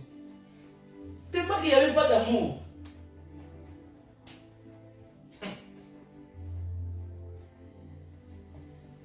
Une église qui n'a pas d'amour, elle ne va pas aller loin.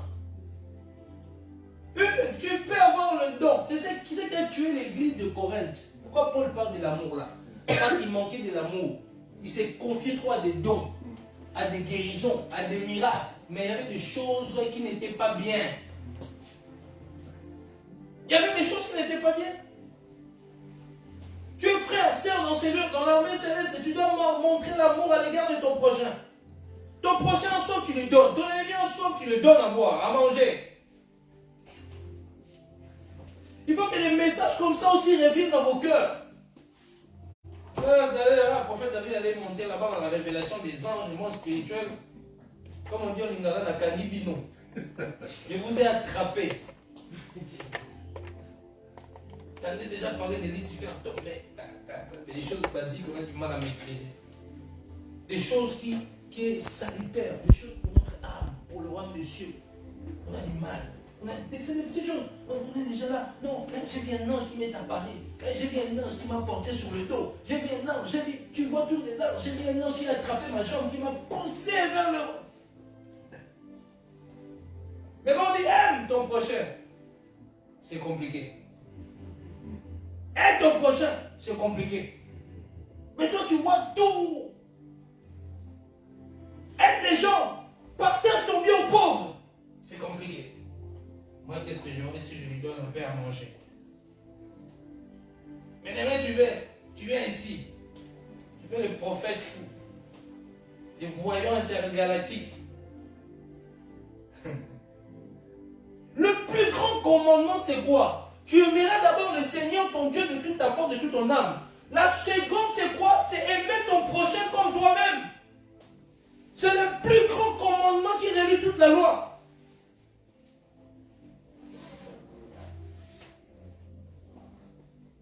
Il faut l'amour dans ces lieux. L'amour va attirer beaucoup de personnes. Moi, je vis des églises où on n'a pas l'onction. Ils n'ont pas, les gens ne tombent pas, il n'y a pas de guérison, mais l'église est en train de croître. Pourquoi? Parce que l'amour, les gens viennent, ils leur donnent à boire. Les gens viennent, ils les traitent bien, ils les appellent, ils sont là derrière, ils font attention, ils grandissent, ils grandissent, ils grandissent. Parce que l'amour a la capacité d'attirer les personnes. Parce que les gens vont témoigner de leur amour, de leur soif. Si une église manque d'amour, nous allons rester tous le même nombre. On se regarde à gauche, à droite. Je connais Jackie, je connais Jeannette, je connais frère Christian, je connais frère Odo. L'église ne grandit pas. Et finalement, on dit, bon, on aime bien quand on est petit comme ça, on commence à chercher des raisonnements. C'est bien même quand on est beaucoup, Dieu cherche la qualité. Dieu cherche la qualité, pas la quantité. On commence à chercher à...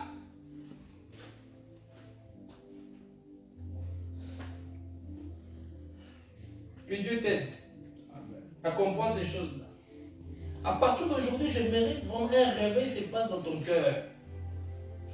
Si tu me boudes, boude-moi encore plus. Et si tu me boudes, tu vas bouder, tu es fatigué. Tu vas tellement te fatiguer, toi-même au final, tu vas pécher contre Dieu. Parce que c'est ce principe, c'est pas moi qui ai écrit la Bible. C'est pas moi qui ai écrit la Bible. Moi, je n'ai pas écrit la Bible. J'ai trouvé la Bible là. D'ailleurs, même si tu boudes, je te ramène un verre de coca. Je te donne, tu bois, ça digère. Est-ce que ça va? Est-ce qu'on comprend ces choses-là? L'amour. C'est bien, on aime bien l'amour. Ah, le prophète, quand je commence à démontrer que quelqu'un, waouh, il fait la gloire, il n'est pas d'or. Ah, les gens l'ont poussé. Ah, on a acclamé, on a crié Jésus, on a chanté, mais nos cœurs ne sont pas transformés.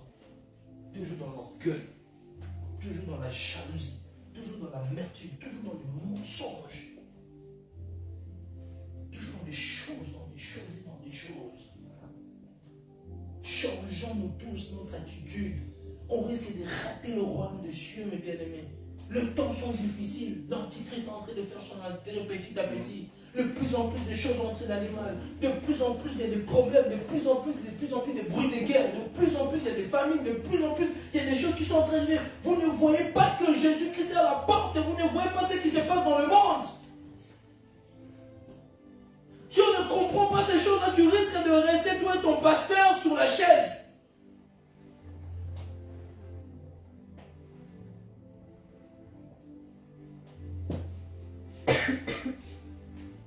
Montre toujours de l'amour dans l'assemblée. Il faut des personnes qui montrent l'amour. Prie pour ton cœur que Dieu te donne l'amour à l'égard du prochain. Si tu n'as pas l'amour, demande à Dieu de t'aider. Demande à Dieu d'aimer. Mon frère, je vois que ton frère, surtout toi, quand tu calcules, ne devenez pas des pharisiens. Les pharisiens, quand ils voient un défaut, ils se limitent là dans le défaut. Ils ne voient plus que la personne peut changer. Ils ont déjà mis une croix. Non! Tu es qui pour dire ça? On dirait que toi-même tu es parfait. Toi-même tu as aussi beaucoup de défauts. C'est juste que l'autre ça se voit, mais toi tu le caches dans les secrets. Il faut arrêter ça. Non, lui là, il ne va jamais changer. Ne dis jamais ça. Ne dis jamais ça tant que Jésus est sous son trône. Il va changer. Non. Mais toi-même, tu as des problèmes dans le cœur.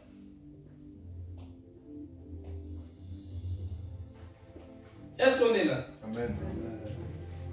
T'attendais au prophétique. Hein? D'ailleurs, hier, on a fait autour des tables, je laissais tout le monde parler. Les gens ont fui. Vide, on s'est retrouvé à 8.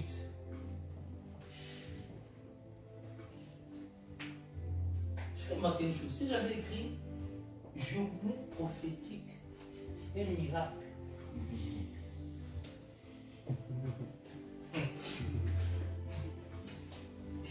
on a fait autour de la table ici. On était peu, notre concept, on va faire ça chaque mois. Chacun lit un verset, partage. Tout le monde, j'ai vu des frères, même que j'entendais, ils partageaient des bonnes choses. Ça m'a instruit. Et tout le monde tournait. Une fois par mois, on va commencer à faire autour de la table. Après, il y a la gapée. C'est ça, l'église. 5e point. Faire ce que Jésus faisait, guérir les malades, prophétiser, gagner des âmes. Lisez Acte 10, 38 à la maison. Lisez Marc 1, 17, Marc 10, 52 à la maison. Acte 10, 38. Marc chapitre 1, verset 17. Marc 10, 52. Guérir les malades. Prophétiser, gagner des âmes. Quand Jésus est arrivé sur la terre, il a prophétisé, il a gagné des âmes, il a guéri les malades. C'est ça que nous devons faire. C'est ça notre avantage. C'est l'avantage quand on cherche le royaume des cieux. Tu deviens le transporteur de miracles. Tu deviens le transporteur, tu deviens une source de bénédiction pour des milliers de personnes. Tu deviens une source, tu donnes des vies à des personnes qui n'avaient plus de vie. Tu sauves, Jésus guérissait les malades. Il disait vois, tu ne vois pas voir. Hein? Tu as un problème de stérilité enfante. Tu es sourd. Attends. Tu es muet et parle. Tu es aveugle, vois. Tu es mort, ressuscite-toi, reviens à la vie. Tu deviens une source de bénédiction pour des nations et des pays. C'est ça l'avantage. Quand tu cherches le royaume des cieux.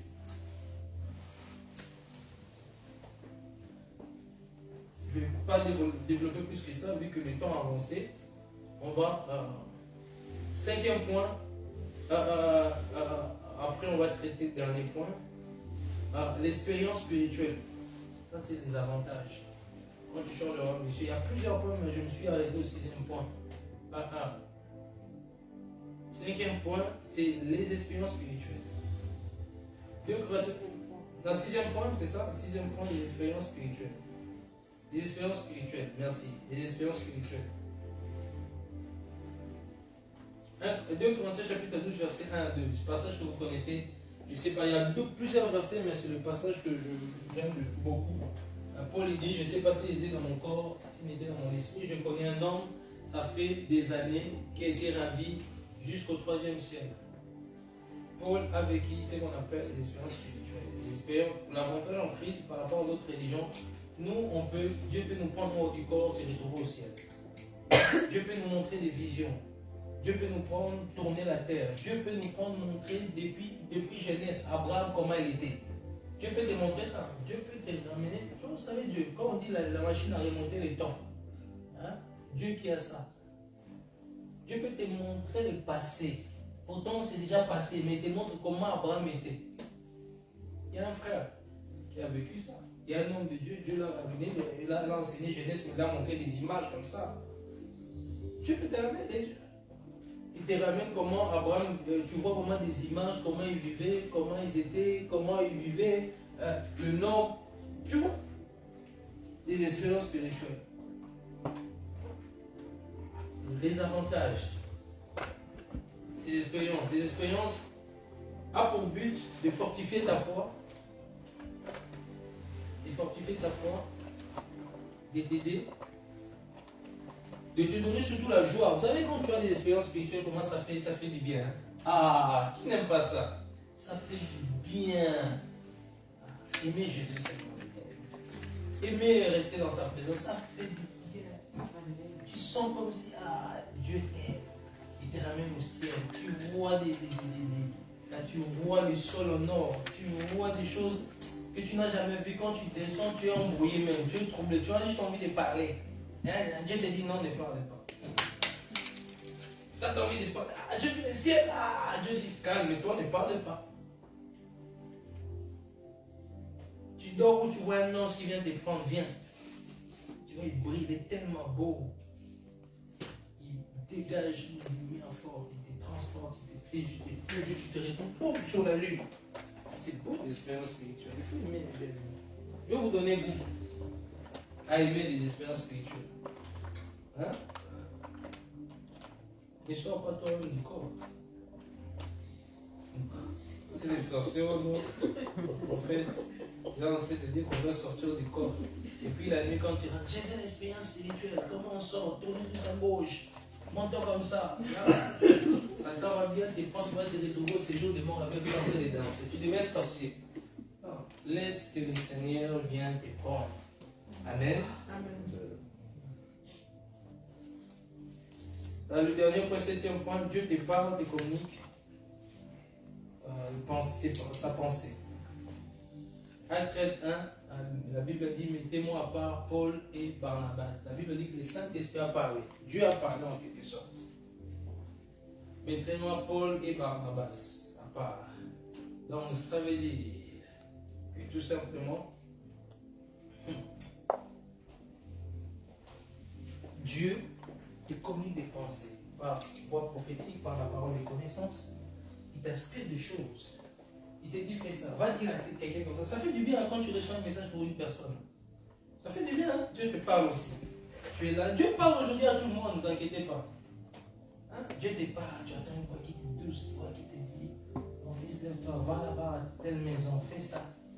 Oh, surtout quand c'est exact. Pas le Dieu m'a dit là et puis ça invente. Il y a aussi beaucoup de Dieu m'a dit. Dieu m'a dit, Dieu m'a dit, Dieu m'a dit, Dieu m'a dit, au final Dieu n'a rien dit. Quand Dieu n'a rien dit, il faut se taire. On doit chasser les esprits des pitons dans les églises. Dieu m'a dit. Dieu t'a dit quoi? Ton message n'a ni tel ni que. Dieu t'a rien dit. Amen. Non. Il faut arrêter ça. Je connaissais, même dans mon ministère à l'époque, je connaissais une soeur qui aimait trop dire, Dieu m'a dit. Les gens étaient fatigués.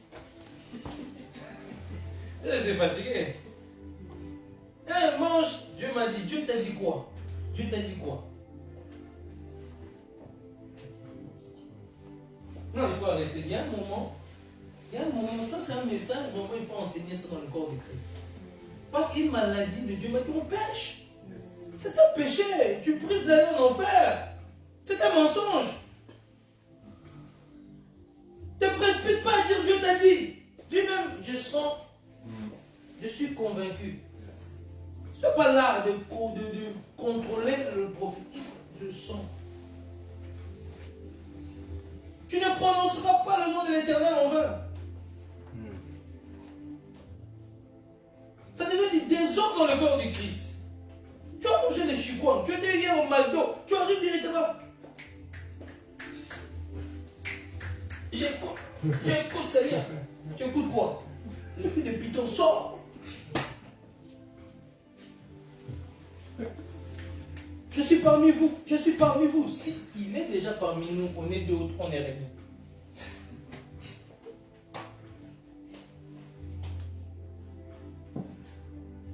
Je dis souvent, moi je ne vais pas quitter ma maison pour que Dieu ne soit pas parmi nous. Moi Dieu, est-ce que Dieu a besoin de dire moi Dieu? Moi Dieu, moi Dieu, moi Dieu, je suis parmi vous.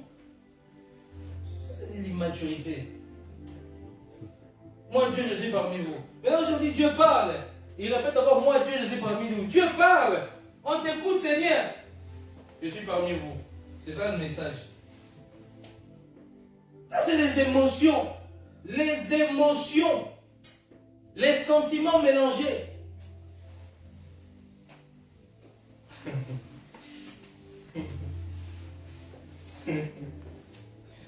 Ah, les prophétiques là c'est dangereux. Hein? Moi au début de ma foi, mais bien aimé, j'ai attendu une voix qui m'a dit dans 2 jours tu vas avoir 2 millions d'euros. J'ai dit mon beau-père était au pays. Il manquait 100 000 euros pour un business. Je suis allé voir maman. Maman, Dieu m'a dit. Je suis allé voir ma famille. Dieu m'a dit, je dois donner 100 000 euros, beau-père. Dans 2 jours, l'argent arrive dans mon compte. Je vais chez ma tante. Dieu m'a dit, tantine, je dois donner 500 000 euros. Parce que vous avez ramené, vous avez fait du bien au pays. Vous avez ramené les gens de la famille, c'est avec votre mari qui avait beaucoup d'argent. Donc Dieu me donne à cœur de vous donner 500 000 euros dans 2 jours. La suite. 2 jours arrivent, je vais dans la banque. Je mets ma carte. Tata, 0, 0, 0. Et puis je commence à planifier. Seigneur, tu m'as dit aujourd'hui, Seigneur. Et puis tu attends la boîte et tu dis oui. Attends vers 17h. Tu vois encore. Tu mets ta carte. 17h, rien. Non! En fait, ils ont eu des retards. Demain! Demain! Et puis tu attends, quand tu arrives, ta tante t'a dit bon, ça fait 1 semaine. Je t'avais dit 500 euros, c'est où? 500 000 euros, c'est où?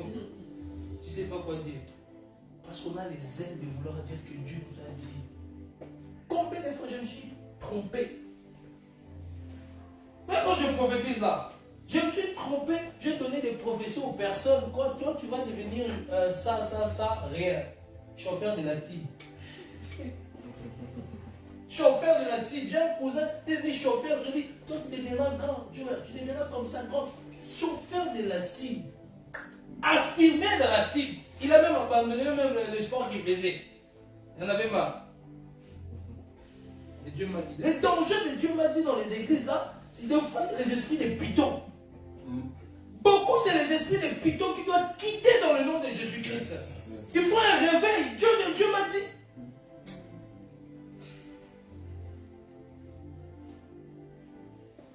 Dieu est excité. Dieu m'a dit, tu vois un frère qui arrive, tu vois une soeur qui arrive directement. Dieu m'a dit, tu sautes, Dieu Dieu m'a dit.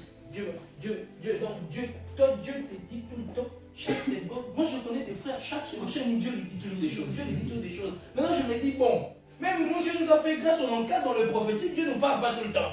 Dieu nous a fait grâce d'être depuis des années trompés. Dieu nous a canalisés, mais Dieu ne nous parle pas tout le temps. Mais c'est grave ce que je vous dis, les bien-aimés, c'est grave. Donc, frère David, Dieu m'a dit qu'il y a 5 heures dans ta vie, demain matin. J'ai vu des frères et des sœurs, demain, à partout, surtout ceux qui rajoutent des heures là en plus. Des secondes et des heures. Moi, quand quelqu'un commence avec moi avec les heures et les secondes,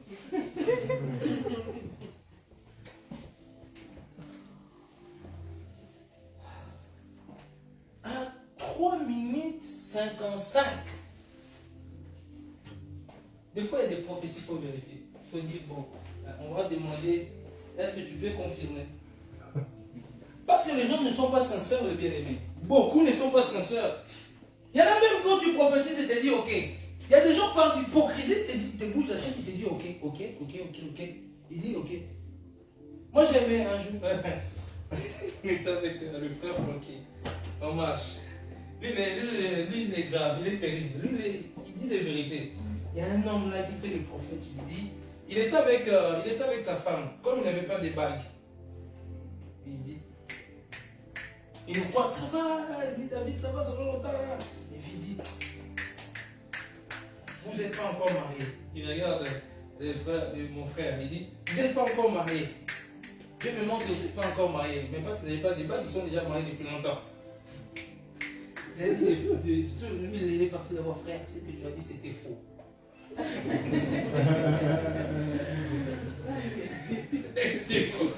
La décharge.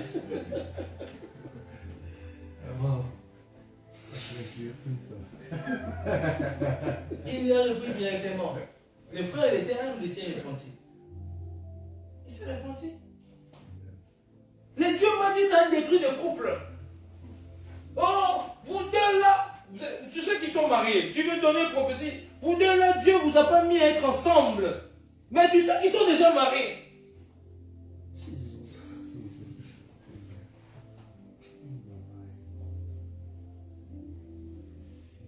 Un homme riche arrive. On est en train de le soigner ici en Belgique. Et Dieu m'a dit là les dangers. Une dame qui prie dans une église, qui était une femme mariée. Le gars qui on le soignait était un millionnaire. Il dit ça au prophète. Le prophète dit, Dieu me montre que c'est lui ton homme. Le mari là, c'est pas lui, il faut te séparer. Quand la femme ne discerne pas, il doit seulement suivre ce que le prophète dit. Sans discernement, c'est la Bible nous laisse le choix. Ne rejetez pas la prophétie, mais discernez. Retenez ce qui est bon. Elle a dit, bon, c'est pas avec son mari. Mais c'est pas avec son mari parce qu'il y a un millionnaire là-bas. Le prophète, il avait déjà son intérêt. Il commence à vouloir sortir avec le gars. Le prophète ne lui avait pas dit que dans 2 mois qu'il allait mourir, il avait un problème. 2 mois, le prophète, il meurt. Non, pas le prophète. Le monsieur en question, il est mort. Comme ça. Ils n'étaient même pas encore ensemble. Briser un couple avec des enfants. La femme est restée triste. A perdu son mari. Il a détruit son foyer. La prophétie, si tu ne fais pas attention, tu vas détruire des vies. Tu vas détruire des vies. Il ne faut pas sauter, vouloir prophétiser, montrer. On n'est pas dans la concurrence de prophétie. Yes.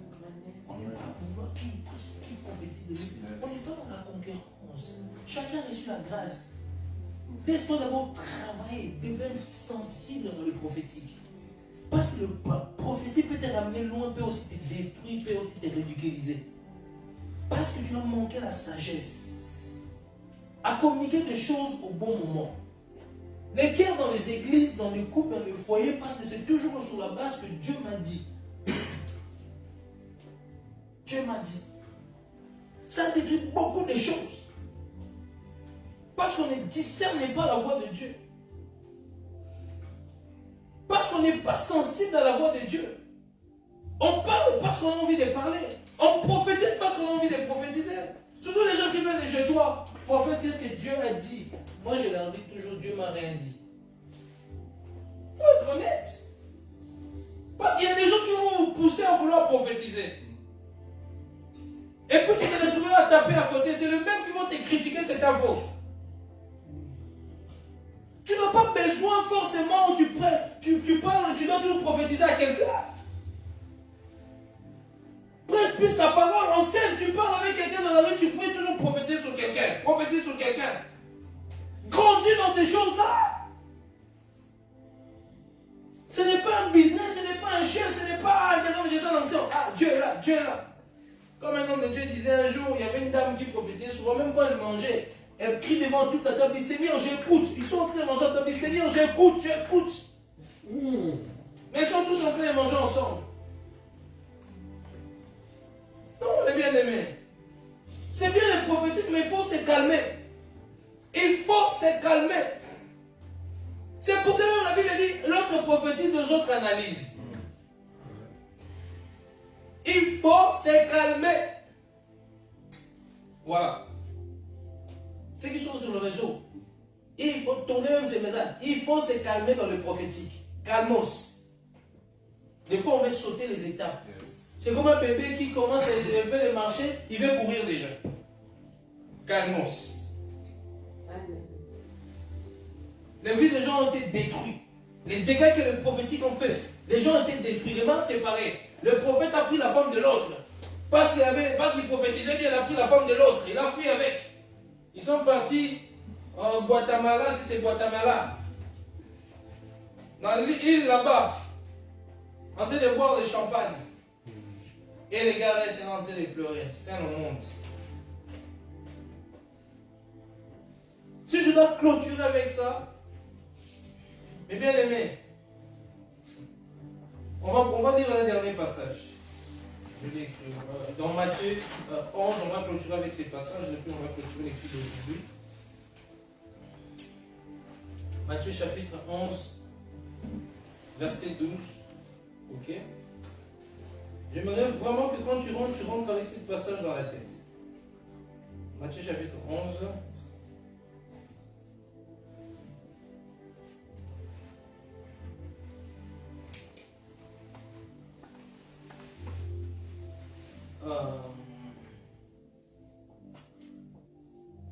Matthieu chapitre 11, verset 12.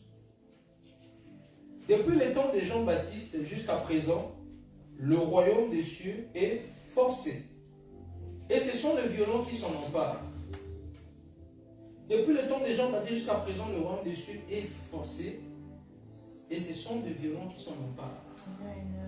Et il faut des hommes et des femmes qui sont violents pour entrer dans le royaume des cieux. Donc ça veut dire abandonner tout ce qui est les œuvres de la chair. Demandez à Dieu de travailler au cœur. Changez votre attitude. Changez votre comportement hautain. Changez votre comportement de mensonge. Changez votre comportement de voleur, d'escroquerie. Éloigne-toi de la pornographie. Éloigne-toi de toutes ces choses-là. C'est ça. C'est ça le violent. Tu te bats pour abandonner les mensonges, tu te bats pour abandonner l'hypocrisie, tu te bats pour abandonner la jalousie, tu te bats pour aimer les gens, pour manifester les fruits de l'esprit. C'est ça le violent. Et quand Christ il vient, il dit bon, Seigneur, nous n'avons pas prophétisé. Il dit, oui, vous avez prophétisé, mais éloignez-vous de moi, je ne vous connais pas, vous qui commettez l'iniquité. L'iniquité. L'iniquité. Je vous ai dit la fois passée, l'iniquité, c'est le péché que tu gardes depuis des années, que tu n'abandonnes pas. Qui a créé, ça devient ton mode de vie. Pour toi. Une fois le péché, quand tu pêches volontairement, tu demandes pardon. Mais l'iniquité, ça reste. Hein? C'est là Paul dit, le bien que je veux faire, je n'arrive pas à faire. Quand je veux faire le bien, je me retrouve en train de faire le mal.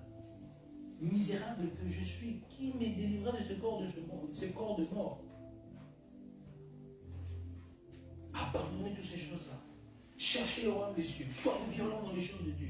Aimez Dieu. Passe plus de temps en Dieu. Ne commence pas à respecter quand tu viens ici, on est à 4 heures, tu commences à respecter. Ça dure, ça dure. Moi je vais partir, moi je vais partir. Pas, si je vais partir, pas, moi je vais partir. Nous on veut aimer Dieu, nous on veut passer plus de temps. Après le lendemain on va se retrouver dans des atmosphères 8 heures au travail. On veut se ressourcer. On veut rester dans la prière parce que demain on va affronter le monde pendant une semaine. Une semaine avec tu attends des bêtises dans la bouche, tu attends des pervers qui te disent des choses dans les oreilles. Mais sinon on passe, on est ici 4 heures, 5 heures, il faut nous laisser tranquille. Parce qu'on se ressource pour aller affronter le monde. Sois violent dans les choses de Dieu. Sinon, tu risques de rater l'enlèvement. Jésus arrive. Jésus arrive. L'église monte. Tu montes dans un clin d'œil. Et ce qui reste, la persécution commence. L'antichrist fait son entrée. Tu auras honte de regarder les gens dans les yeux. Ah, mais toi, tu nous prêchais l'évangile. Comment est-ce que tu es resté? Tu commences à fuir et te cacher.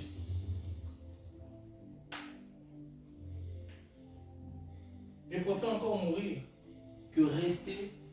Quand l'église est enlevée, tu étais chrétien, tout le monde sait, tu as crié devant tout le monde. Tu as jugé les gens et tu es resté. Amen. Est-ce qu'on peut s'élever, s'il vous plaît?